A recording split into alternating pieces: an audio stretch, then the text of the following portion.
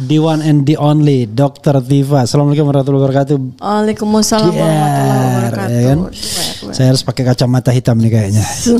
Agar jelas melihat Dr. Tifa, tetapi juga bisa menghindari lampu yang makin lama makin kuat membuat mata kita sakit. Oke, Dok. Siap. Hari ini dokter sibuk sekali dan sebentar lagi komitmen tidur at least jam 10 itu akan terlampaui. Nah, itu dia tuh. Tadi karena hujan deras sekali, alhamdulillah hujan tadi barakah. Ke Komnas HAM. Hari ini kita ke Komnas HAM. Nah, coba tapi begini, kalau lihat Komnas HAM saya malah tertarik dengan pernyataan Rismon. Jangan-jangan tone-nya sama ini. Coba saya sampaikan pernyataan Rismon begini. Ini operatornya bisa nggak pernyataan Rismon?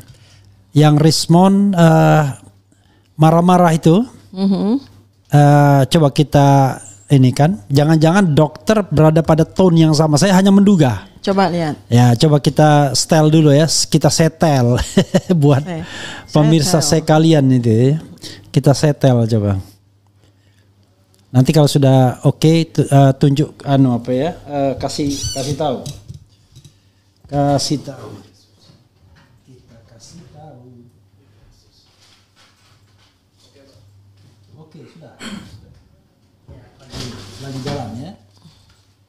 Mainkan. Bersuaralah Komnas HAM, kalau enggak bubarkan diri. Gitu, kita sudah nunggu ini. Kapan kita diterima komisioner? Apakah komisionernya ke luar negeri? Atau kemana? Kok susah sekali, katanya melayani kepentingan rakyat. Tetapi kita sudah datang ini, jurnalis sudah ada, YouTuber sudah ada, wartawan sudah ada. Kemana? Komisioner? Ya, jangan kecewakan kami. Kalau memang kalian tidak bisa mengawasi lembaga-lembaga penegakan hukum seperti yang super power, super body seperti kepolisian, maka kalian nggak bernyali di posisi komisioner itu. Saya gantikan aja, bagaimana? Saya gantikan. Gimana Pak Prabowo Subianto? Angkat saya ketua Komnas HAM. Saya panggil itu Kapolri itu untuk RD. Jangan kecewakan kami. Iya, sobat era sekalian, itu Dok yang sudah disampaikan. Rismon Sianipar marah-marah karena nggak tahu diterima apa enggak. Cuma tolong dokter sampaikan apa yang ingin disampaikan. Silakan Dok. Ya, bismillahirrahmanirrahim. Assalamualaikum warahmatullahi wabarakatuh. Waalaikumsalam warahmatullahi wabarakatuh. Sobat RH sekalian, sahabat sebangsa dan setanah air. Tadi pagi tuh saya bersama tiga serangkai ya, RRT. Roy, Rismon, dan Tifa. RRT bersama dengan Republik Rakyat Tajina. Roy, Rismon, dan Tifa RRT menggeruduk ke Komnas HAM. Geruduk sopan sih gitu. Nah kemudian Rismon tadi bukan marah-marah, itu orang Batak kalau bicara begitu.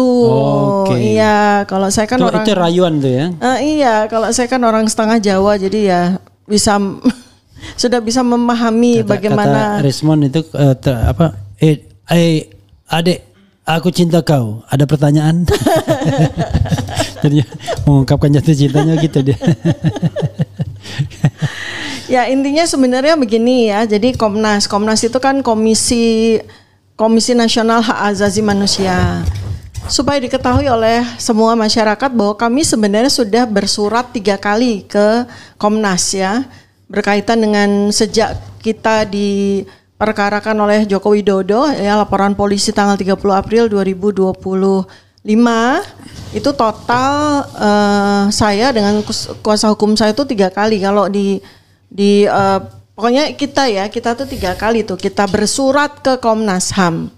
Pertama adalah ketika di awal peristiwa ini ya, kami mengadukan karena kami mengalami teror, intimidasi. Semua, bukan cuma saya, Rismon, kemudian Mas Roy juga ya, dan teman-teman yang lain itu mengalami teror, intimidasi begitu ya, yang memang sangat mengganggu dan membahayakan tentu saja, sehingga kita ke Komnas HAM waktu itu. Dan kemudian kami juga sampaikan waktu itu bahwa kami sudah ke Human Rights Watch, kami sudah ke Amnesty International dan bergulir ke global. Artinya supaya mereka tahu. Tetapi pada saat kami mengirimkan surat yang pertama ya bulan Mei ya 2025 tidak ada tanggapan dari Komnas HAM. Mereka cuma menjanjikan nanti akan mencari waktu agar komisioner-komisioner di Komnas HAM itu bisa ketemu dengan kita, bisa menerima audiensi kita. Tapi nyatanya sampai dengan tanggal hari ini 11 Agustus 2025, Mei, Juni, Juli, Agustus ya berarti ya 4 bulan ya berjalan itu mereka sama sekali tidak menghubungi kita. Kemudian kuasa hukum kami itu bersurat lagi 2 kali ya. Tanggal 14 Juli 2025 dan 4 Agustus 2025. 3 kali kan berarti total. Sampai dengan hari ini kami tidak mendapatkan jawaban.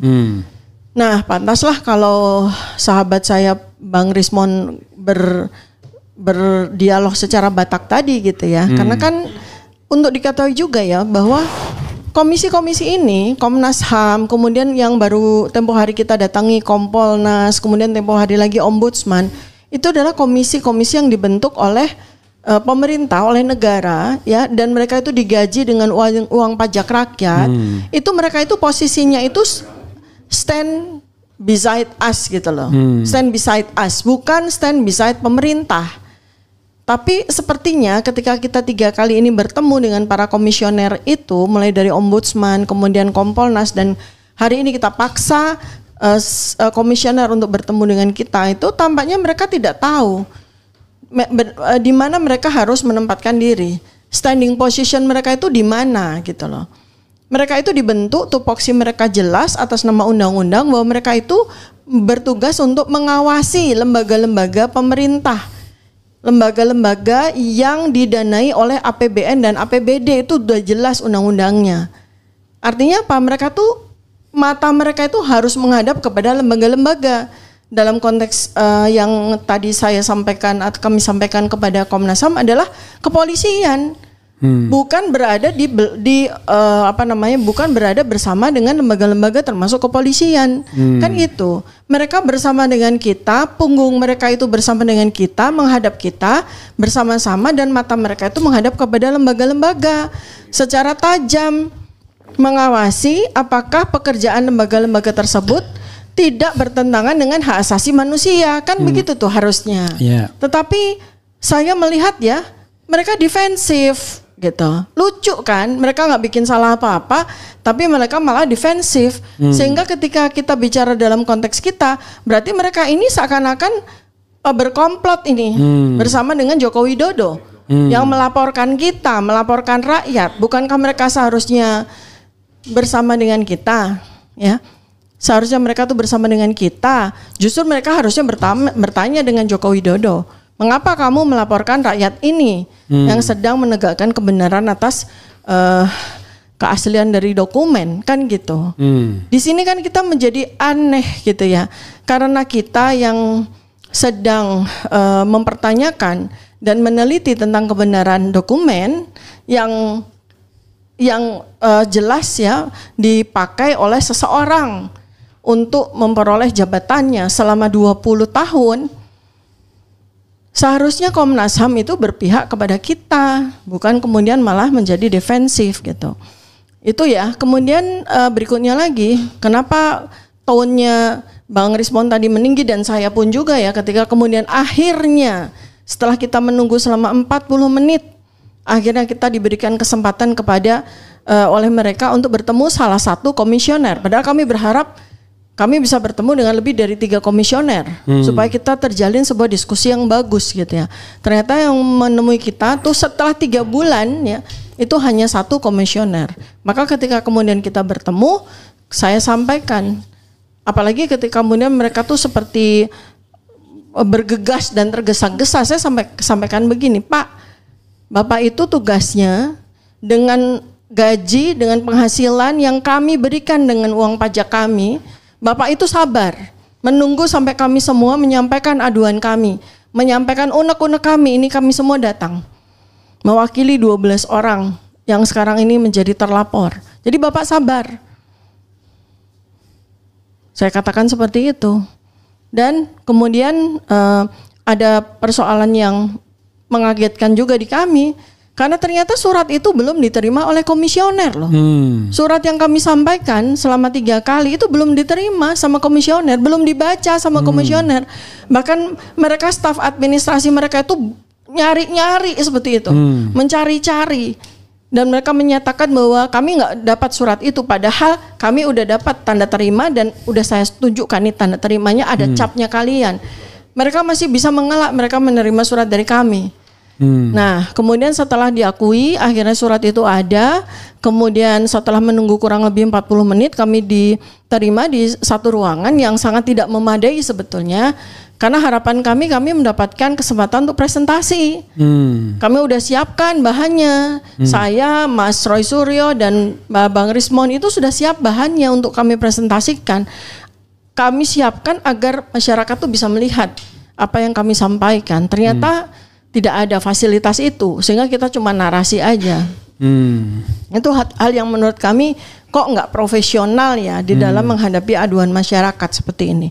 Nah, kemudian ketika di ruangan juga satu komisioner ya didampingi oleh satu staf, mereka masih bersitegang soal surat karena si komisioner ini menyatakan bahwa mereka belum menerima surat dari kami. Kemudian kami tanya kepada staf yang mendampingi itu, kata dia sudah menerima surat tetapi kemudian di archiving, diarsipkan. Jadi surat itu nggak dibawa ke komisioner tetapi diarsipkan. Jadi kalau seandainya kami tidak datang hari ini, itu mungkin surat mungkin 5 tahun atau 10 tahun baru dibaca. Atau mungkin tidak akan pernah dibaca. Yang cepat dibuka itu kalau undangan dari luar negeri mungkin. Nah, mungkin seperti untuk seminar tentang HAM. Ya, itu kan untuk ya. pendidikan HAM, tambah-tambah teori mereka tentang HAM gitu ya. Iya, jadi ini sebetulnya salah satu dari sekian banyak alasan kenapa saya dan teman-teman itu memutuskan untuk bertemu atau memaksa komisioner untuk bertemu.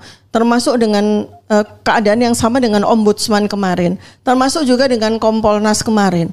Kami datang memaksa mereka untuk bertemu dengan kami. Kenapa? Kami sudah bersurat sampai 3 kali. Tidak ada respon, tidak ada jawaban kapan mereka akan menerima audiensi dari kami. Dan anehnya sama, jadi keadaannya sama ketika di Ombudsman kami datang, mereka cari-cari surat sampai kurang lebih hampir 1 jam. Sama dengan Kompolnas. Nah, ini menjadi sebuah pertanyaan kepada pemerintah. Mereka membentuk komisi-komisi ini kerjanya apa sih? Mereka tuh ngerti nggak tugas mereka tuh apa? Mereka itu ngerti nggak posisi mereka tuh ada di mana?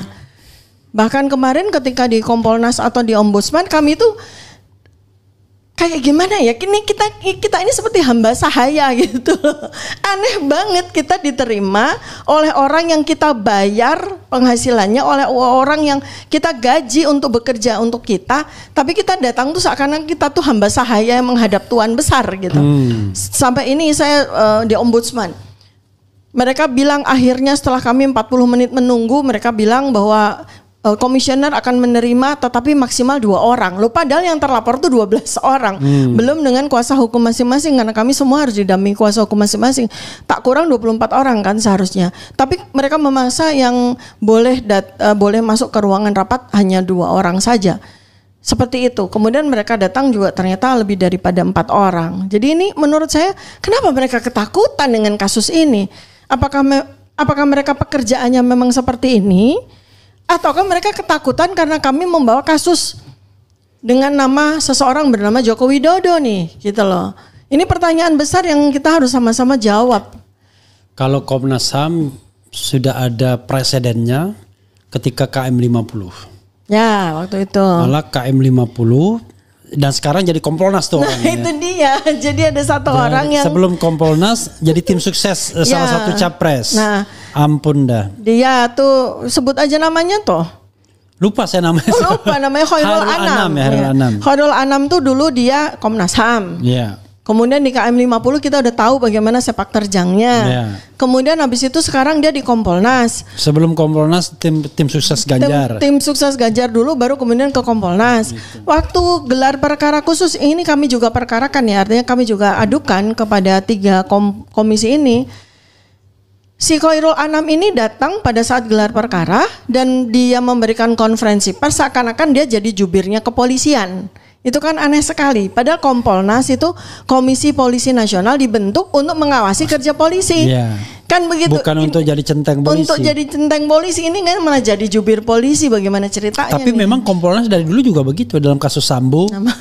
KM50 ingat nggak waktu itu Benny Mamoto itu. Dan kita dipaksa untuk terus membayar gaji mereka, itu kan itu yang aneh sekali gitu loh. Jadi exercise saja sebenarnya. Kalau mau jujur memang lembaga-lembaga itu tempat orang meniti karir, menikmati fasilitas negara, keluar negeri dan keluar kota gratis. Iya. Jadi tanpa pekerjaan. Ketika ada masalah masyarakat, mereka cenderung menghindar. Lah kalau misalnya KM50 tidak menjadi concern Komnas HAM, kita juga bingung. Kalau kasus ini tidak menjadi concern Komnas HAM, kita bingung. Lalu kerja mereka apa? Kerja mereka apa? Nah, saya kira memenuhi undangan-undangan kayak seperti itu. Makanya tadi aja juga ada satu bahasan yang menarik soal kehadiran mereka yang hari ini tuh mereka denial, mereka sanggah bahwa mereka tidak hadir pada acara gelar perkara khusus tanggal 9 Juli 2020. Komnas HAM. Padahal kami berempat malah dengan kuasa hukum kami Pak Abdullah Al-Katir itu hadir di gelar perkara khusus yang memang menurut Pak Abdullah itu aneh gitu ya, tidak seperti lazimnya gelar perkara. Kami datang, saya, Pak Roy Suryo, Bang Rismon Sianipar itu sebagai saksi ahli yang didatangkan, Pak Abdullah Al-Katiri sebagai kuasa hukum dari Ketua TPUA, Pak Egy Sujana. Kita hadir dan pada waktu itu Karo Wasidik sebagai pemimpin gelar perkara khusus itu memperkenalkan semua orang yang ada di situ. Memang tidak memperkenalkan nama, tapi beberapa lembaga diperkenalkan secara lembaga. Misalnya ini yang hadir adalah Komisi 3 DPR, kemudian ada Kompolnas, kemudian ada Ombudsman, ada Komnas HAM. Jelas telinga kami mendengar semua. Tapi di pertemuan tadi disanggah, kami tidak hadir. Padahal kami sampaikan ada hadir. Namanya siapa ya? Kami nggak tahu. Malah digini. Kalau gitu coba minta Bareskrim ini daftar absensinya loh. Kok malah kami yang repot? Malah kami yang disuruh ke Bareskrim lagi untuk tahu. Loh, kalian bagaimana administrasinya? Masa ada orang yang diutus untuk datang ke acara Bareskrim, acara gelar perkara kok kalian nggak tahu tuh gimana gitu kan? Terus kemudian juga Ombudsman kemarin ketika kami temui juga mereka menyatakan Komnas HAM tuh hadir gitu loh. Jadi ini aneh sekali gitu loh, tata cara kerja mereka tuh aneh sekali gitu. Kita perlu pertanyakan betul ya, apa sih sebenarnya mereka? Kalau itu saya tidak aneh. Kenapa? Aduh saya karena memang ini keluhan saya pribadi ya. Rekrutmen pejabat publik itu memang bukan mencari orang yang paling independen, paling berani, paling punya integritas, tapi paling bisa diajak cincai, kong kalingkong ya, komplot gitu. Berkomplotnya. Nih terus ada lagi kejadian yang aneh lagi, pernyataan yang aneh lagi. Setelah mereka menyanggah bahwa mereka datang ke gelar perkara khusus di peristiwa dugaan ijazah palsu Joko Widodo, mereka sampaikan kalau yang gelar perkara ADP kemarin kami hadir. Gitu. Terus ADP yang diplomat yang meninggal itu loh. Iya. Kalau ADP itu kami hadir loh. Terus saya sampaikan, Pak, perkara gelar perkara khusus tanggal 9 Juli ini, dugaan ijazah palsu ini, Karo Wasidik saja sampaikan, Bareskrim aja sampaikan, ini isu nasional. Isu nasional dan apalagi melibatkan 12 aktivis yang notabene adalah tokoh masyarakat. Sementara Anda malah bilang bahwa nggak datang di acara yang sangat penting yang menjadi isu nasional. Dan di mana kami mengalami kriminalisasi, nggak ada tindak pidana sama sekali, tapi kami dikriminalisasi. Malah Anda bilang Anda nggak datang, malah sebuah perkara yang hanya melibatkan satu orang aja, Anda malah convince datang. Itu kan aneh sekali dari sisi hak asasi manusia. Di mana nih letak hak asasi manusia berada? Saya bilang seperti itu. Kalau Anda bilang Anda datang di perkara, bukan saya ingin mengecilkan perkara ADP ya. Bukan saya ingin equality before the law ya. Artinya Anda pun datang pada sebuah peristiwa dugaan pembunuhan dari seorang diplomat, tapi Anda bilang Anda nggak datang pada saat ada 12 tokoh masyarakat dikriminalisasi. Itu kan aneh sekali. Saya rasa dari Bareskrim pasti jawabannya pasti berbeda, saya bilang gitu kan. Seperti itu. Jadi Ya intinya kita exercise aja. Pertama, apakah Anda bekerja dengan benar gitu kan? Apakah Anda tahu tupoksi Anda? Karena kelihatannya pada nggak tahu tupoksinya gitu. Iya. Tupoksinya jadi dalam tanda kutip jadi pengawalnya Joko Widodo nih jadinya. Itu sama gitu. dengan siapa Natalis Pigai kan? Nah, begitu Menteri HAM. Waktu di luar, wah selalu dia membawa-bawa pengalamannya sebagai orang Komnas HAM. Komnas HAM. Begitu jadi Menteri HAM, ya membeli juga. Saya bilang, udahlah nggak usah susah-susah. Anda buka aja lah KM 50 itu kan. Wah, hanya bukan tugas saya loh. Tugas Anda mewacanakan. Walaupun nanti prosesnya ada di Komnas HAM, tapi kan Menteri HAM bisa mewacanakan untuk, kan yang namanya HAM itu kan bukan hubungan Anda dengan masyarakat, bukan Anda mengawasi masyarakat, Anda mengawasi negara sesungguhnya kan? Mengawasi negara dan lembaga-lembaga yang jelas di undang-undang itu tertulis lembaga-lembaga yang dibayar dengan APBN dan APBD loh. Itu jelas, itu mereka itu ngawasi, bukan kemudian jadi pengawalnya mereka gitu loh. Ini benar-benar deh kejadian ini tuh menurut saya sudah ya justru menunjukkan bagaimana kebobrokan dari para lembaga aparatur negara, para lembaga yang bukan aparatur negara ya, lembaga independen termasuk komisi-komisi ini selama 10 tahun terakhir at least gitu. Karena mereka ini Komnas HAM, Ombudsman itu kan dibentuk, saya nggak tahu Komnas HAM, Ombudsman yang jelas itu dibentuk pada masa reformasi. Komnas HAM dari dulu, tetapi dulu dengan Kepres kan, tapi pada era reformasi dan undang-undang. Undang-undang ya. Meningkat statusnya. Statusnya kan? Dan tentu saja mestinya independensinya kan. Karena reformasi itu kan mengharapkan ada sebuah penegakan demokrasi sekaligus juga penegakan independensi gitu. Tapi nyatanya sampai sekarang kok masih seperti itu. Artinya mereka tuh nggak ngerti gitu loh. Asal muasal dari penghasilan mereka tuh dari mana tuh mereka nggak ngerti. Mereka bukan tidak mengerti, tetapi mereka yang dicari memang orang yang paling berkompromi. Itu jadi dia tuh bagaimana kalau ceritanya. Saya kan selalu mengatakan kalau kita mau menjadi anggota dari State Auxiliary Agency itu, makin Anda independen, makin Anda berintegritas, makin Anda punya kapasitas, insya Allah Anda tidak akan terpilih, ya kan? Jadi dengan 3 tas itu Anda tidak terpilih, kecuali isi tas mungkin ya. Tas itu integritas, kapasitas, dan netralitas, ya. Nah, insya Allah Anda nggak akan terpilih. Kalau kita memenuhi 3 tas itu, maka insya Allah kita tidak akan terpilih. Tidak akan terpilih. Itu. Tadi balik lagi. Untuk semua jabatan publik. Lembaga-lembaga independen termasuk KPU, KPI, macam-macam.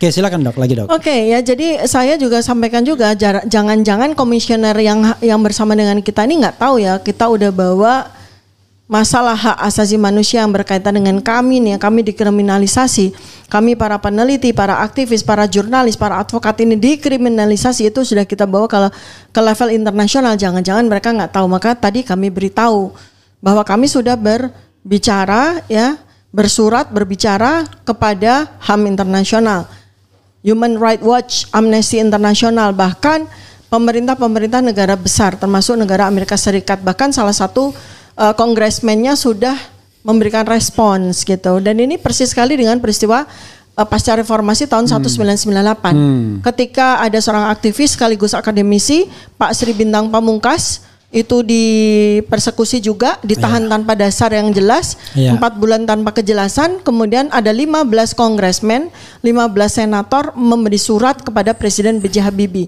Surat itu kata Pak Bintang tidak diakui oleh Pak B.J. Habibie, tapi faktanya seperti itu. Maka saya sangat optimis ya, Kongresmen Alex Padilla yang dari California ini sudah bersurat dan pasti notice, dan kemudian akan bawa, dia berjanji akan bawa kepada sidang Senat di sana ya, di negara bagian California gitu. Dan harapan saya mudah-mudahan ini akan menjadi sebuah catatan penting ya bagi Senat di Washington. Di Washington ya, dibawa ke sana ya. Iya, karena jadi, dia mewakili negara bagian California. Nah, Alejandro Padilla. Ya, makanya ini kan telinganya dekat sekali dengan Donald Trump. Dan untuk diketahui juga bahwa kami sudah melalui FDI udah bersurat kepada Presiden Donald Trump. Kenapa kok ini penting? Kalau termul kan nggak nyampe. IQ mereka kan nggak sampai. Kenapa? Malah mereka kemudian seakan-akan membuli gitu ya. Wah, Dr. Tifa bersurat kepada Presiden Donald Trump. Kenapa nggak ke Xi Jinping? Oh iya, kami akan bersurat. Kalau memang perlu kami akan bersurat ke Putin juga gitu. Tapi kenapa ke Donald Trump? Karena kita mengikuti iringan dari dari arah politik kebijakan geopolitik dari Presiden Prabowo Subianto. Arah-arahnya kalau kita lihat ya, kalau kita saksikan bersama, 10 tahun terakhir itu Indonesia itu kan oleh Joko Widodo dibawa terlalu jauh ke China, sehingga pendulum kita itu nggak seimbang. Padahal seharusnya kita sebagai negara bebas aktif, kita sebagai negara yang menjadi soko guru di Asia Selatan, di Asia Tenggara, itu kita harus nggak boleh berat sebelah. Jadi saya perhatikan bahwa 11 bulan pemerintahan Presiden Prabowo ini, beliau itu berusaha untuk menengahkan lagi gitu loh pendulumnya, ya, dengan kepentingan Barat, kepentingan Amerika Serikat, dan itu yang paling ideal untuk kita bawa. Jadi kita jangan bergerak lebih condong kepada salah satu blok. Kita harus ada di tengah, posisi kita ini sangat penting, jangan sampai kita dikooptasi. 10 tahun kemarin kan kita dikooptasi untuk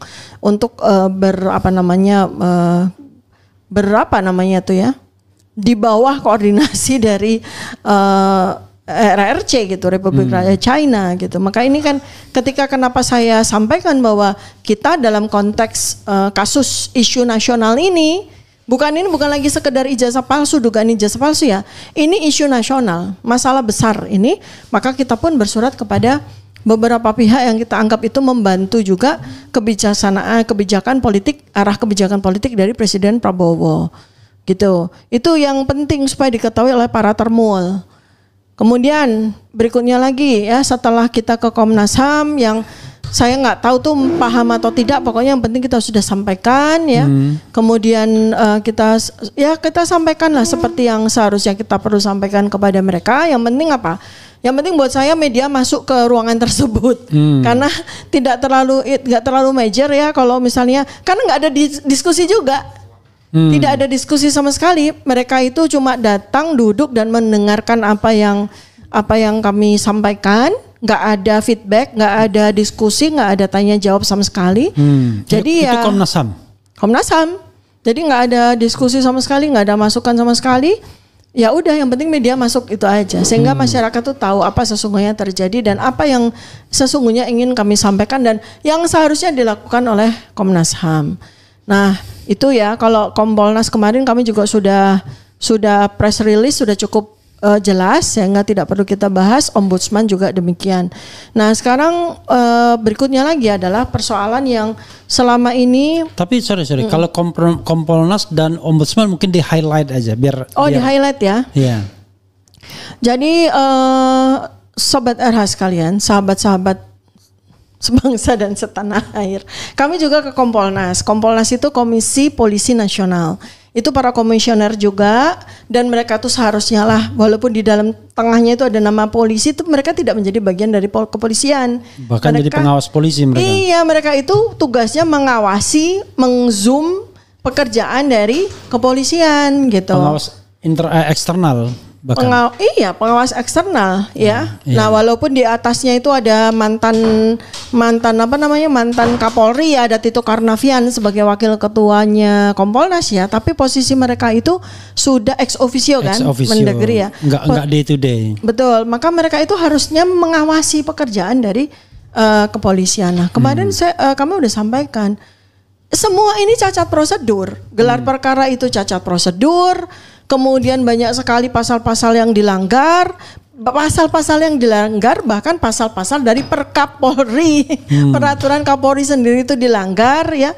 Kemudian ya ini nanti biar Pak Abdul Al-Katiri yang memberikan penjelasan secara mendalam gitu ya. Nanti saya jadi kuasa hukum ntar kan. Jadi saya membatasi itu, walaupun sebagai klien saya seharusnya juga punya kapasitas untuk memahami sedikit-sedikit lah supaya kita nggak. Ini juga sebetulnya kalau saya bilang pengalaman pertama ini amat sangat bagus untuk saya. Karena selama ini saya selalu bilang, saya tidak memahami ilmu hukum sama sekali. banyak ilmu yang saya pelajari tapi untuk hukum tidak. Ini Allah memberikan kesempatan ataupun pemasangan kepada saya untuk mempelajari, dan saya senang sekali saya punya dosen. Saya punya dosen Pak Al-Kathir ini karena beliau sangat memahami undang-undang ya. Nah, yang mau saya garis bawahi dalam konteks yang domain saya adalah saya menyampaikan di Kompolnas, alhamdulillah mendapatkan kesempatan untuk presentasi. Alhamdulillah ya, 2 kali saya datang. Tiga-tiganya? Yang pertama 3 orang komisioner ya, dan menurut saya itu cukup profesional dalam menerima kami. Kemudian yang kedua saat 2 komisioner dengan beberapa staf, dan kami diberikan kesempatan untuk presentasi sehingga jelas sekali. Presentasinya siapa aja? Dokter? Saya, kemudian Bang Roy Suryo, Bang Rismon Sianipar, kemudian juga para terlapor lain yang hadir, seperti Pak jurnalis Michael Sinaga, kemudian juga Nurdian. Kemudian beberapa dari TPUA, Pak Rizal Fadila juga, Pak Rustam Effendi. Pokoknya puas lah bisa menyampaikan apa yang ingin mereka sampaikan. Ada Khairul Anam di situ? Enggak ada, sembunyi lagi dia. Padahal kita agak lihat bajunya set gitu. Apakah itu dia atau tidak? Tapi kayaknya nggak mungkin kalau nggak di kantor itu ya gitu ya. Tapi nggak, 2 kali kesempatan kami ketemu dengan komisioner dari Kompolnas, dua-duanya Khairul Anam tuh nggak ada, padahal harusnya dia hadir karena dialah yang hadir di gelar perkara khusus yang kami perkarakan keabsahannya itu. Ada lihat Khairul Anam hadir dalam gelar perkara khusus? Oh iya dong, jelas lihat, dan bahkan dia konferensi pers. Kok isinya konten apa yang dia sampaikan malah seperti jubirnya polisi gitu. Makanya pada saat kita ke Kompolnas itu kami mau tunjukkan dokumen-dokumen yang menjadi dasar penghentian penyelidikan pada tanggal 22 Mei 2025 dan menjadi dasar juga untuk peningkatan status dari penyelidikan ke penyidikan karena gelar perkara itu adalah dokumen-dokumen yang tidak layak. Karena sebagian dari dokumen-dokumen tersebut itu selain unverified juga ternyata bukan dokumen yang tepat. Dan pada saat di Kompolnas kami tunjukkan beberapa dokumen yang jelas ini adalah dokumen-dokumen yang tidak layak untuk menjadi dasar dinyatakannya ijazah Joko Widodo itu asli. Misalnya dokumen apa aja? Contoh misalnya yang sudah sering kita bahas, sudah sering juga Bang Rismon, Bang Roy dan juga saya bahas di berbagai media dan podcast ya, ijazah gitu kan. Mereka terkejut loh ketika saya nyatakan. Pertama adalah di tanggal 22 Mei dan di gelar perkara 9 Juli 2025 itu mereka Bareskrim menggunakan foto dari fotokopi ijazah Joko Widodo yang dinyatakan ijazah Joko Widodo. Bagian nggak bisa ditayangin ya. Jadi ijazah bisa ditayang nggak, enak kalau ditayang. Yang fotokopi ijazah itu. Fotokopi ijazah? Yang di bolak-balik kita tayangkan itu. Bisa Gi? Yang ijazah, foto ijazah. Sudah, panggil Reski. Okay. Ya, soalnya nggak enak kalau cuma narasi aja ya, biar masyarakat tuh tahu apa yang saya maksud. Yang sering kita pakai itu foto dari fotokopi ijazah yang di tengahnya ada noda kopi, kopi apa teh nggak tahu, kemudian terlipat. Dan itu adalah foto dari fotokopi. Sementara di pojok kiri itu ada foto kecil yang dinyatakan bahwa itu adalah foto dari ijazah asli yang dibawa saudaranya Joko Widodo. Malah ditampilkan di foto yang kecil seperti mana ya? Ya pokoknya gitu. Nanti Mas Ogi cariin ya. Nah, kenapa pada saat gelar perkara maupun pada saat presentasi Bareskrim mereka tidak menampilkan foto dari ijazah, padahal mereka menahan atau menerima ijazah itu dari Joko Widodo beberapa hari. Kenapa mereka nggak foto? Malah mereka mempresentasikan foto dari fotokopi yang sangat tidak layak untuk menjadi bahan untuk menyatakan ijazah itu asli. Jadi saya curious ya, dari mana fotokopi itu yang jadi masalah? Nah, fotokopi itu sama persis dengan fotokopi yang dipresentasikan oleh Dekan Fakultas Kehutanan UGM, Dr. Sigit Sunarta di tanggal 22 Oktober 2022. Ya maksudnya bulan Oktober. Artinya persis sama. Mereka mendapatkan fotokopi itu bukan karena mereka mengkopi Ijazah. Ijazah. Iya, yang katanya disampaikan oleh Joko Widodo beberapa hari yang lalu kan gitu. Kok mereka tidak memfotokopi atau tidak memfoto ijazah yang katanya ijazahnya Joko Widodo itu yang sempat dititipkan ke mereka di Bareskrim. Itu kan jangan-jangan Joko Widodo ini nggak memberikan ijazah, cuma ngomong doang gitu kan. Karena yang di Bareskrim yang ditampilkan oleh Bareskrim itu lagi-lagi itu adalah foto dari fotokopi yang ditampilkan oleh Dekan Fakultas Kehutanan UGM Sigit Sunarta bulan Oktober 2020. Oh, Sigit Sunarta fotokopi juga ya? Fotokopi juga. Dan dia lipetan juga. Oh, dan dia kemudian menunjukkan itu ya kalau nggak salah. Tunjukkan begini. Iya begini kan, fotokopi begini yang lipetan dan tengahnya ada noda kopi juga. Jadi itu persis sekali dengan yang difoto oleh Bareskrim. Itu kan aneh sekali. Oke. Jadi apa benar Joko Widodo waktu itu yang dia menyatakan bahwa dia menyerahkan ijazahnya untuk untuk di malah ibaratnya nggak di upgrade gitu ya? Iya itu. Kan tinggal ini dibuang, tinggal foto aja kan? Apakah dengan resolusi tinggi atau bukan foto, apa namanya, scan gitu? Ya seharusnya kalau misalnya kita lihat dari presentasi Bareskrim tentang ADP itu, tentang diplomat itu, kan ditunjukkan di meja seperti lazimnya, ini sarung, ini lakban, ini tali gitu kan ya. Harusnya kan ini ijazah, itu kan kita tunggu-tunggu. Loh kok malah foto dari fotokopi yang sudah buluk lagi gitu kan, udah ada noda kopinya lagi. Ini maksudnya pada saat 22 Mei itu saya malah gini, apakah Bareskrim ini sedang memberikan tanda-tanda kepada kita gitu, SOS gitu kan? Kalau yang begini nih, tanda bahaya gitu kan ya. Jangan-jangan mereka itu mau menyampaikan kepada masyarakat, ijazahnya sebenarnya nggak ada loh gitu. Makanya mereka menggunakan itu. Satu, dokumen tentang foto dari fotokopi ijazah yang sangat tidak layak untuk dijadikan sebagai dasar untuk presentasi. Kedua, transkrip. Ini yang fatal yang kemarin udah saya sampaikan. Ya, transkrip yang 122 sangat fatal. SKS cuma. Ya, yang transkrip yang total yang mata kuliah pilihannya kosong dan tanda tangan dari dekan maupun pembantu dekan satunya tuh nggak ada itu. Dan 122 SKS. 122 SKS kan gitu ya. Dengan nilai 2,05. 2,05 itu kan artinya Bareskrim sendiri. Itu pun kata Wakidi alias Mulyono yang temannya katanya sudah dia lebih dulu daripada saya ya. Iya, dan lebih pintar dari saya gitu. Gimana kan? Wakidinya ya? Katanya IPK-nya Pak Jokowi itu 3, lebih tinggi dari saya, lebih bagus dari saya. Yang satu lagi yang fotokopian bukan yang Bian Sandi, yang kelipat. Yang kelipat itu. Kita bisa lihat tuh ada noda di tengah-tengahnya gitu ya. Dan katanya ada 34 dokumen kan yang ditampilkan ya. Kita gak sempat menghitung ya selama 1 jam dia presentasi. Tapi itu dari dokumen-dokumen yang penting saja kita malah jadi tahu banyak sekali data-data yang jadi terbongkar. Selain dari ijazah termasuk registrasi yang ternyata dia itu sarjana muda. Termasuk kemudian ternyata itu dia tidak selesai karena tidak ada mata kuliah pilihannya, ternyata hanya 122 SKS, ternyata banyak sekali dokumen yang still unverified yet gitu ya, seperti itu, dan sangat rendah kualitasnya sehingga tidak bisa itu dijadikan sebagai dasar. Nah itu kan saya sampaikan kepada Kompolnas, harapan saya dihadirkan sebagai saksi ahli itu untuk menunjukkan ini loh Bareskrim, dokumen-dokumen Anda ini nggak layak. Iya.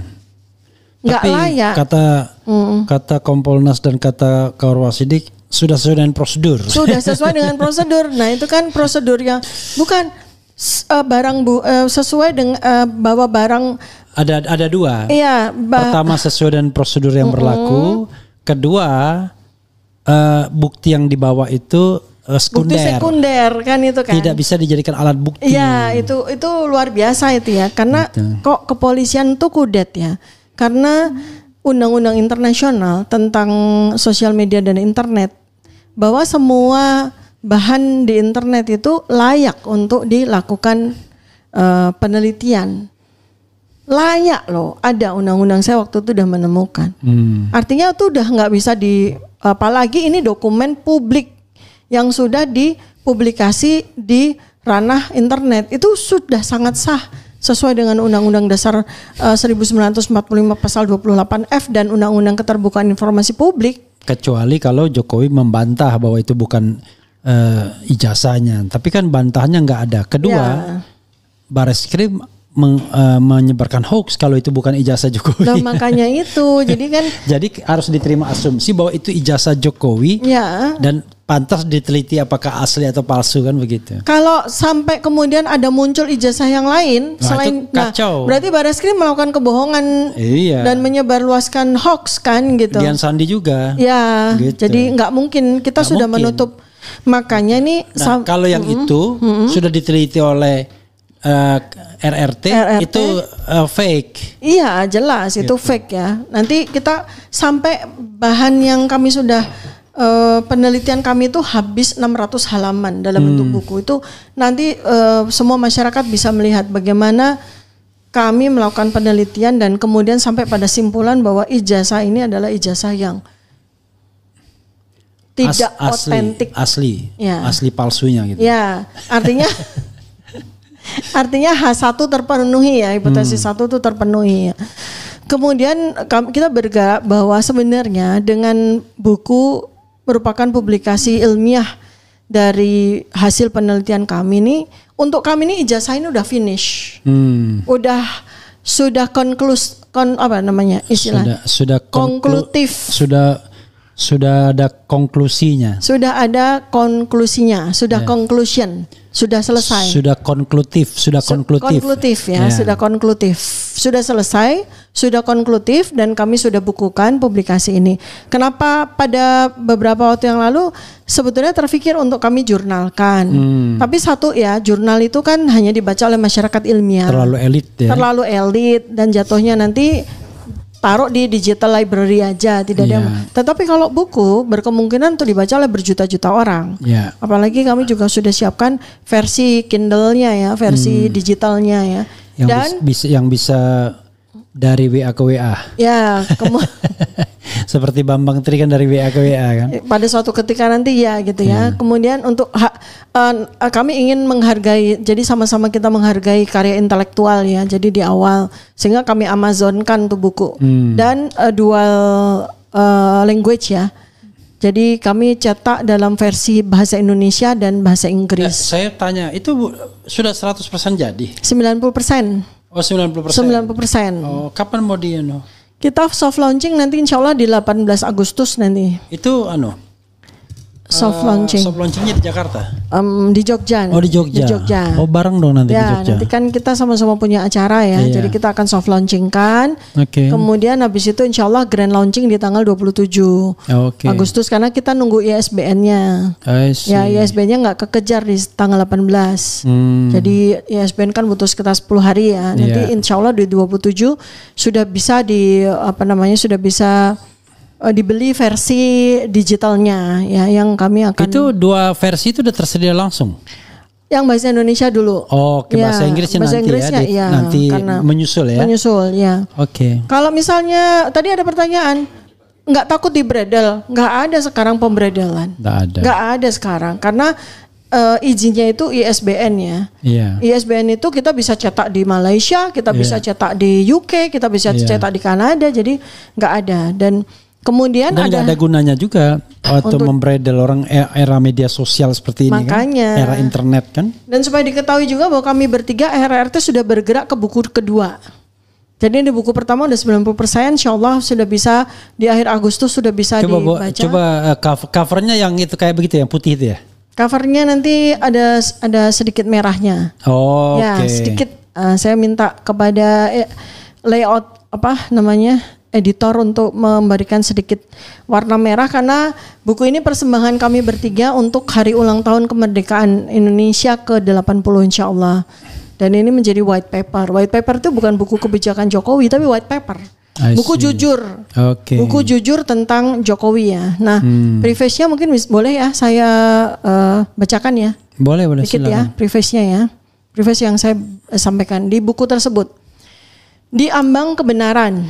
Kalau boleh Dok, sebelum ini di-share dulu baru biar jadi nanti dia bisa dimasukkan. Puisinya? Prolognya? Iya, Preface-nya. prolognya itu bisa dibaca oleh Sobat Era sekalian. Kalau sudah share, nanti saya share dulu. Oh, nggak dibacain dulu, di-sharekan dulu. Biar mereka bisa menyimak. Mereka bisa menyimak ya. Oke. Kan seperti di ambang sore itu kan lagu Di ambang kebenaran. Bentar. Ini coba bayangkan kalau kita terjemahkan di ambang kebetulan. Beda lagi kan? nggak betul. Gitu. Jadi tidak selalu benar itu betul kan? Gitu. Tidak selalu salah itu keliru.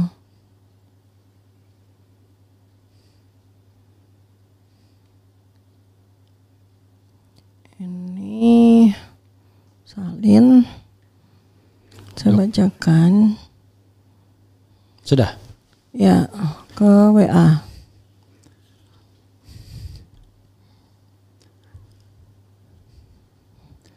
Saya paksain tadi ke sini biar semua target hari ini terpenuhi. Oke. Oke, sudah nyampe ya? Sudah. Oke. Tunggu dikirim. Oh ini ya, yang panjang yang pakai ini ya. Oke sis. Ya, bacakan aja dok. Nanti kita ini. Saya baca ya. Ya silakan nih. Ada ininya ya. Silakan ya. Ditampilkan tuh. Yang di ambang sore tadi. Ambang sore. Ini preface dari buku kami ya, Jokowi's White Paper. Preface-nya di ambang kebenaran. Setiap kebenaran memiliki garis waktunya sendiri. Ia berjalan pelan, terkadang tersendat, namun selalu menuju satu arah penyingkapan. Di negeri ini, ada hari-hari ketika fakta terasa seperti kabut, tebal, menutup pandangan, dan membuat kita ragu apakah yang kita lihat benar adanya. Tetapi kabut hanya bisa bertahan sejauh matahari belum naik. Dan matahari kebenaran selalu pada akhirnya terbit. Penyelidikan ini bukan sekedar pencarian dokumen. Ia adalah pencarian makna tentang kejujuran seorang pemimpin, tentang hak rakyat untuk tahu, dan tentang keberanian untuk bertanya di tengah ancaman yang nyata. Dari ruang tamu kecil tempat saksi bercerita dengan suara bergetar hingga meja rapat universitas yang penuh formalitas. Dari lembar kertas berstempel yang kami periksa di bawah cahaya mikroskop hingga tatapan mata seseorang yang diminta menjawab pertanyaan yang telah terlalu lama dia hindari. Setiap tanggal dalam kronologi ini adalah batu pijakan di jembatan yang rapuh. Setiap pertemuan, setiap surat, setiap dokumen yang dipegang adalah simpul yang mengikat antara akal sehat dan keberanian hati. Dan setiap langkah yang dicatat di sini adalah saksi bahwa kebenaran tidak datang dengan sendirinya. Ia harus diperjuangkan, dicari, dan dilindungi. Dengan kesadaran itu, kami menapaki garis waktu berikut, timeline yang bukan hanya mencatat peristiwa, tetapi juga memelihara ruh dari pencarian itu sendiri. Sebuah pencarian yang tidak akan berhenti sampai kebenaran berdiri di tengah terang hari, tanpa lagi selubung dan tanpa lagi takut. Ini puisi, prosa atau kata pengantar nih? Preface. Preface supaya buku itu jadi agak hidup ya, karena Bang Rismond dan Bang Roy itu kan bahasa mereka tuh kan bahasa digital forensik ya. Kalau saya kan bahasa manusia. Mereka bahasa mesin gitu. Bahasa mesin. Jadi kita hidupkan dengan preface yang seperti prosa itu. Artinya dalam buku ini kami sampaikan bahwa persoalan polemik ijazah yang sudah 11 tahun itu menghantui pemikiran dari rakyat Indonesia sudah finish, sudah selesai. Dan saat ini supaya masyarakat juga tahu, kami sudah bergerak melakukan penelitian untuk buku kedua kami. Menelusuri masa lalu Jokowi. Dan kenapa kami menulis buku yang kedua ini dengan kurang lebih judulnya nanti menelusuri masa lalu Jokowi? Karena kita semua bukankah senang ya kalau kita betul-betul mengetahui, memahami perjalanan hidup dari seorang pemimpin kita kan. Kita kan selalu curious ya. Soekarno tuh seperti apa sih? Masa kecilnya tuh seperti apa sih? Dan kurang lebih kan kita bisa melihat. Kemudian Soeharto, presiden yang kedua. Begitu juga dengan presiden yang ketiga, B.J. Habibie. Sampai difilmkan gitu ya. Dan selalu sebuah kisah tentang patriotisme dan melankoli, romantika dan sebagainya. Begitu pembentukan seorang leader. Tapi anehnya, masa lalu dari presiden ketujuh Indonesia ini seperti gelap di tengah kabut yang sangat tebal gitu kan. Bahkan sampai beliau sudah lengser sekalipun kita masih sayup-sayup aja gitu. Karena yang bersangkutan sampaikan lahir di bantaran kali, terus kemudian besok lagi bicara lahir di Rumah Sakit Brayat Minulyo. Jadi bolak-balik yang jangan-jangan dia ini titisan dari Ronggo Warsito. Makanya kita melakukan penelitian. Supaya apa? Supaya ini menjadi sebuah sejarah. Kalau memang masa lalu dari mantan presiden ini Joko Widodo ini gemilang, kita tulis dengan gemilang. Kalau ternyata masa lalunya penuh dengan misteri, ya kita singkap misterinya. Okay. Kalau masa lalunya itu penuh dengan kabut tanda tanya, ya kita jawab tanda tanya itu menjadi sebuah titik. Sehingga tidak lagi menjadi sebuah sejarah yang terus berkabut sampai akhir zaman. Ya. Tolong nanti kesimpulannya jangan sampai bikin orang jantungan seluruh Indonesia ya. Siap-siap obat jantung aja nanti. Tiba-tiba kesimpulannya adalah ada 2 atau 3 Joko Widodo. Waduh kacau ya. Makanya sekarang gini, namanya peneliti itu kan nomor 1 pegangannya adalah kejujurannya. Ya, veritas, probitas, justisia gitu. Kejujuran, kebenaran, keadilan lah, kurang lebih seperti itu ya. Jadi itu tugas kami. Kalau memang masa lalunya gemilang ya kami tulis kegemilangan itu. Kalau memang Joko Widodo adalah keturunan dari raja apalah gitu yang lahir yang ada di tahun 200 Masehi misalnya, ya kita tulis gitu. Jadi jangan khawatir. Tetapi kalau memang ternyata ada masa lalu yang membuat kita harus minum obat jantung, ya minum obat jantung dulu gitu kan ya. Seperti itu. Kenapa? Karena sejarah itu bukan histori ya. Sejarah itu pohon artinya. Kita nggak mengikuti bahasa Inggris, karena bahasa Inggris itu sejarah itu history. Ceritanya dia yang menulis ceritanya gitu ya. Laki-laki lagi. Ceritanya ya his lagi gitu kan. Iya. Kalau sejarah bahasa Indonesia itu artinya sajaroh.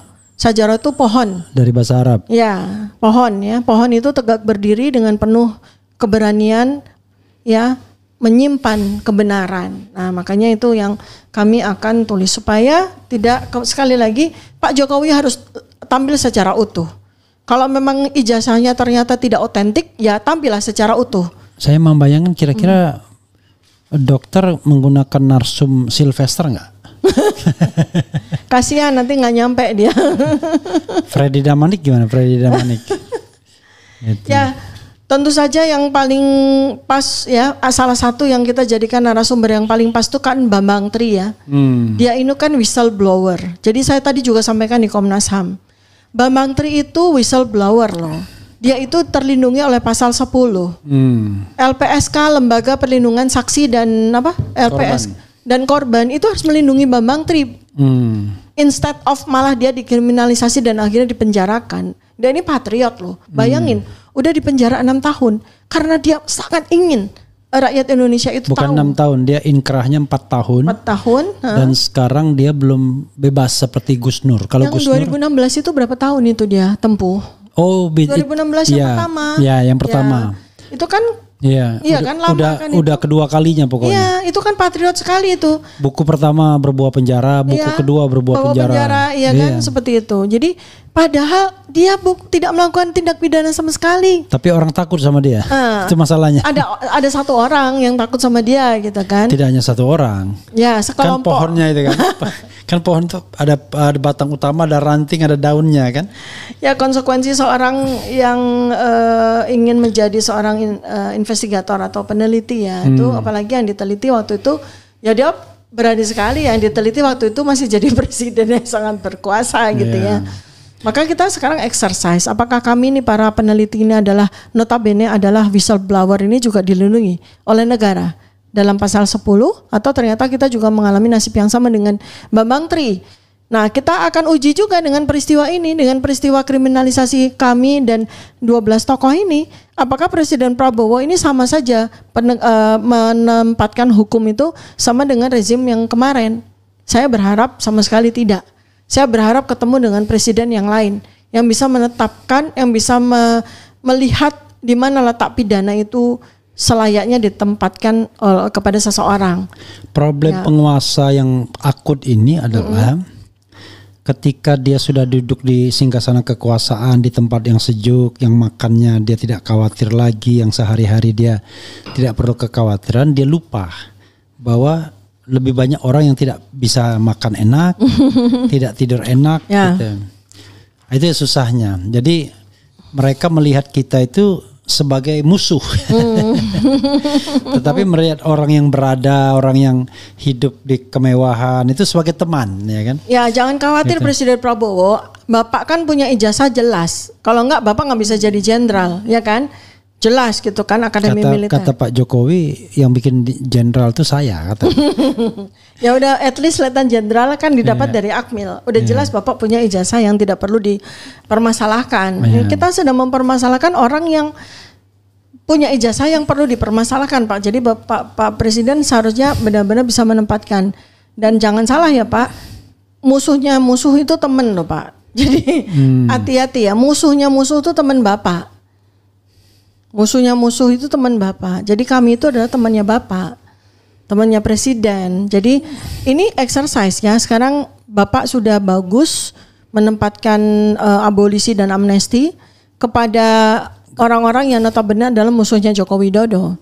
Nah, saya nggak kayak Sylvester Matutina yang dia narapidana berkeluyuran kemana-mana 6 tahun. Setelah ketahuan dia napi, dia minta-minta amnesti gitu. Orang di penjara aja belum udah minta amnesti. Kita sih enggak gitu. Kita tidak akan minta abolisi atau amnesti karena jelas bahwa kami tidak melakukan tindak pidana sama sekali. Oh, kalau abolisi enggak ada masalah karena abolisi itu menghilangkan tindak pidana. Maksudnya menghilangkan tindak pidana maksudnya gimana? Ada tindak pidana? Enggak ada. Bedanya abolisi sama amnesti, kalau amnesti pengampunan, kalau abolisi dihapuskan. Sesuatu yang sudah pernah dituduhkan. Iya. Nah, kan seolah-olah tidak pernah ada.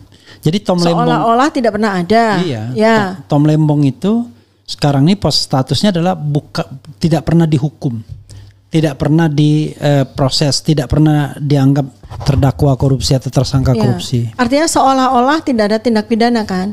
Iya, bukan seolah-olah. Tidak ada at all. Dia tidak ada at all. Tapi kan kita gini, dalam hukum itu ada, tapi dianggap tidak ada. Kan ada proses itu. Ada proses itu, tapi dianggap tidak ada. Nah, kami itu nggak ada, not even proses pun nggak ada. Enggak, ini dokter proses juga, sedang berproses sekarang. Iya. Sedang berproses, cuman prosesnya kan sekarang masih dalam terlapor. Karena proses ini proses yang diada-adakan. Itu sama dengan Tom Lembong, diada-adakan juga.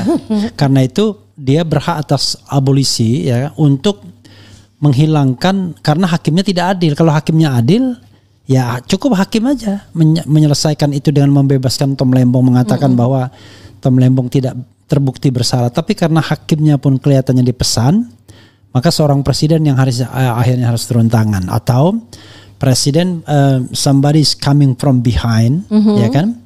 Kemudian jadi pahlawan, become a hero. Ya. Kayak ada semacam ketidakpercayaan kepada ini ya.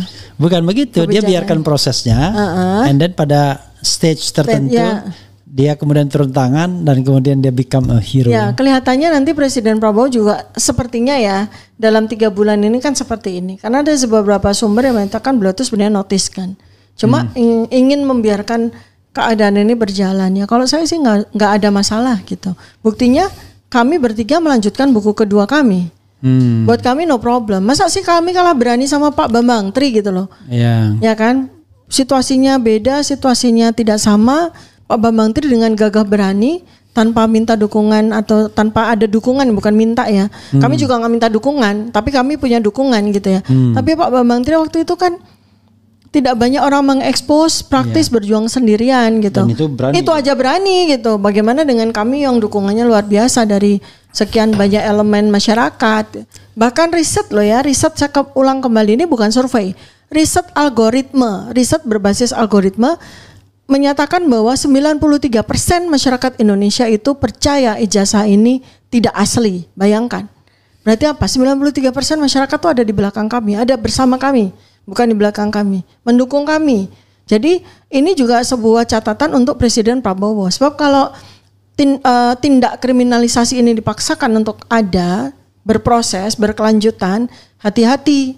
Kita kan nggak pengen ada kerusuhan ya. Kita tidak pengen ada sebuah kekacauan, nggak pengen ada chaos dan sebagainya. Ini yang kami jaga betul. Kita sama-sama menjaga.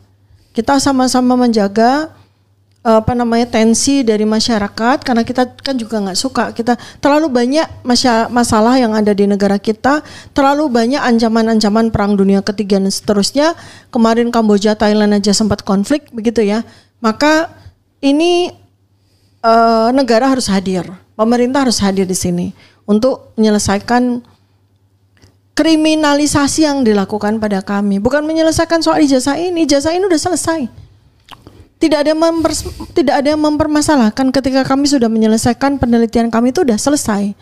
Masalahnya adalah pihak pelakunya ini justru yang mempermasalahkan. Kalau kami, apakah kami kemudian kepengen memenjarakan Pak Joko Widodo? Oh enggak, bukan urusan kami. Kalau ada pihak yang kepengen silakan. Tapi kami enggak. Ya, tetapi memang kita harus ini juga. Jadi ada juga elemen yang mengadukan kan ke Mabes Polri. Oh iya. Itu, jadi dalam hal ini TPUA memang mengadukan kasus itu kan ke Barreskrim. Iya, kalau ada, sekali lagi saya sampaikan, kalau ada pihak yang kemudian ingin mengadukan Joko Widodo atas temuan penelitian kami, ya silakan. Tapi kalau kami sendiri, kami itu kan minimal 3 orang RRT RRT. Karena di antara 12 itu kan ada juga yang elemen yang mengadukan. Ya, dan itu kan hak mereka sebagai warga negara. Iya. 20 tahun dibohongi, masa diam saja kan, secara logika mereka kan begitu ya. Kalau kemudian nanti kami ditempatkan sebagai saksi ahli, ya kami tidak berkeberatan. Intinya apa? Buat kami perjuangan itu adalah menegakkan kebenaran. Tapi bisa juga orang mengadukan mantan presiden Jokowi itu bukan untuk memenjarakannya, tetapi untuk mencari kebenarannya. Karena kan kebenaran secara itu, hukum. Ya, kebenaran itu ada kebenaran secara sosiologis, ada kebenaran secara politis, ada kebenaran secara legalistis kan. Nah, yang dicari kebenaran yang secara legalistis itu melalui putusan pengadilan kan. Ya. Nah, itu yang kemudian tidak atau belum kita punyai kan? Ya. Jadi kalau misalnya ini justru exercise juga untuk Pak Joko Widodo. Kalau dia memang punya argumentasi, dia punya justifikasi yang kuat, dia nggak usah takut sama dengan kami. Iya. Kami nggak takut karena kami melakukan penelitian benar-benar metodologis, bisa dipertanggungjawabkan cara kami melakukan penelitian. Jadi termul-termul, silahkan Anda membantah apa yang kami tulis di buku itu dengan argumentasi Anda. Riset dibalas dengan riset, buku dibalas dengan buku, jurnal dibalas dengan jurnal. Argumentasi dibalas dengan argumentasi ilmiah, bukan kemudian malah jadi digoreng atau digiring kemana-mana. Ujung-ujungnya cuma nanti juga dipenjarain, nanti juga dipakein baju orange gitu. Itu nggak relevan sama sekali. Nggak menunjukkan kapasitas intelektualitas Anda. Bikin buku sekarang untuk membalas buku kami. Nanti ada orang, Pak, Bu, kalau saya punya kapasitas dan intelektualitas, saya nggak dukung yang sono. Pindah dia, lock out terus login. Katanya justru karena kita tidak punya intelektualitas, tidak punya integritas, ya kan, kita dukung yang sono gitu. Ini kan kayak sekumpulan burung akan kumpul dengan burung yang sejenis ya. Gitu. Betul. Karena itu saya lihat Ade Armando ya. Dulu saya kagum dengan Ade Armando. Kok bisa nih berubah drastis ya sekarang ini. Padahal dulu dia sangat pro demokrasi ya, membuat macam-macam lah ya. Di civil society ya. Mungkin dia tidak murtad secara akidah, tapi dia murtad secara ilmiah. Iya, gitu. Jadi sekarang dia murtad secara ilmiah dia. Murtad secara ilmiah. Berada di sisi negara itu dan sibuk mendukung itu membuat kita tidak objektif kadang-kadang. Betul. Gitu. Saya tuh tempatkan diri saya pada posisi yang benar-benar standpoint saya adalah sebagai ilmuwan, peneliti. Jadi apapun yang bahan yang saya kaji, yang saya teliti itu ya kesimpulannya itu ya kesimpulan sesuai dengan kebenaran, bukan sesuai dengan subjektivitas saya atau karena saya dukung. Atau pesanan. Nggak ada. Ya. Gitu. Ada pesanan tapi pesanan hati nurani. Pesanan ilahiyah. Pesanan ilahiyah. Pesanan ilahiyah ya. Dok, apa lagi mau disampaikan dok? Untuk malam ini cukup karena jam tidur saya sudah lewat. Luar biasa dokter. Dokter lakukan wrap up, closing statement. Ya, pertama adalah dari sisi pengalaman kami yang tadi sudah sampaikan, bertemu dengan para komisioner dari Komnas HAM, Kompolnas maupun Ombudsman ya. Kami cukup terkejut ya karena secara administratif mereka ternyata kurang profesional ya, terbukti dari beberapa surat yang sudah kami layangkan ternyata tidak direspon, malah cuma di archive ya, sehingga memaksa kami untuk mendatangi agar komisioner itu mau bertemu dengan kami, dan kami sudah sampaikan apa yang seharusnya kami sampaikan, yaitu kebenaran. Apa yang nanti mereka akan lakukan, apa mereka jalankan, memberikan masukan kepada presiden, ya kita serahkan kepada Allah Subhanahu wa taala dan kita serahkan kepada hati nurani mereka. Kemudian dari sisi ijazah sendiri ya, polemik ijazah dugaan ijazah palsu ini yang sudah berkembang di masyarakat sejak 10 tahun, dan saya juga sampaikan kepada 3 komisi bahwa Anda mungkin tidak tahu situasi di lapangan pada masyarakat ya. Masyarakat itu sudah gelisah, sudah ingin polemik ini terjawab sejak 2016. Tetapi yang ada malah para whistleblower, orang-orang yang berani seperti Pak Bambang Tri, Gus Nur juga malah dikriminalisasi. Dan tidak tertutup kemungkinan 12 orang bahkan lebih yang saat ini termasuk dengan saya ini juga sudah mengalami kriminalisasi. Hanya sekedar untuk membungkam. Yakinlah, mau dibungkam 100 atau 1000 orang itu akan memanggil 1000, 100.000 orang, 1 juta orang yang lain untuk mengawal kebenaran ini. Nah, bagi kami penelitian yang sudah kami lakukan itu sudah finish, sudah selesai, dan alhamdulillah sudah kami tetapkan untuk kami compile ya, kami kompilasi dalam bentuk buku yang kami berikan judul Jokowi's White Paper. Insya Allah sudah terbit pada akhir Agustus 2025 ini. Dan untuk diketahui masyarakat juga bahwa kami bergerak sekarang melakukan penelitian buku kedua yang terkait dengan masa lalu Joko Widodo, sehingga masyarakat benar-benar akan bisa sangat mengenal seorang pribadi Joko Widodo seperti apa, masa kecilnya seperti apa, tidak lagi gelap gulita, sehingga apapun bisa diambil sebagai pelajaran bagi masyarakat sekarang dan masa depan. Kemudian berikutnya lagi adalah bahwa banyak sekali prosedur yang kami sampaikan melalui 3 komisi tadi ya, banyak prosedur terkait dengan gelar perkara dan terkait dengan kedudukan kami yang dikriminalisasi menggunakan pasal-pasal yang sudah tidak pada tempatnya lagi, pasal-pasal yang tidak layak oleh termul-termulnya Pak Joko Widodo ini. Dan kami di sini sampaikan negara harus hadir, pemerintah harus hadir, Presiden Prabowo Subianto harus memberikan intervensi agar tidak menjadi presiden di kemudian hari.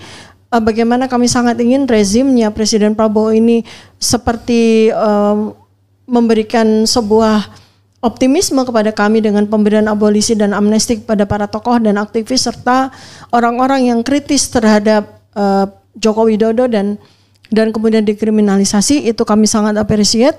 Nah, mudah-mudahan itu menjadi sebuah wajah baru bagi penegakan hukum di Indonesia melalui pemerintah Presiden Prabowo. Mudah-mudahan beliau mendengarkan apa yang saya sampaikan dan melalui juga titipan pesan kami dari yang kami titipkan kepada para komisioner ya di 3 komisi tadi, Komnas HAM, Kompolnas dan Ombudsman.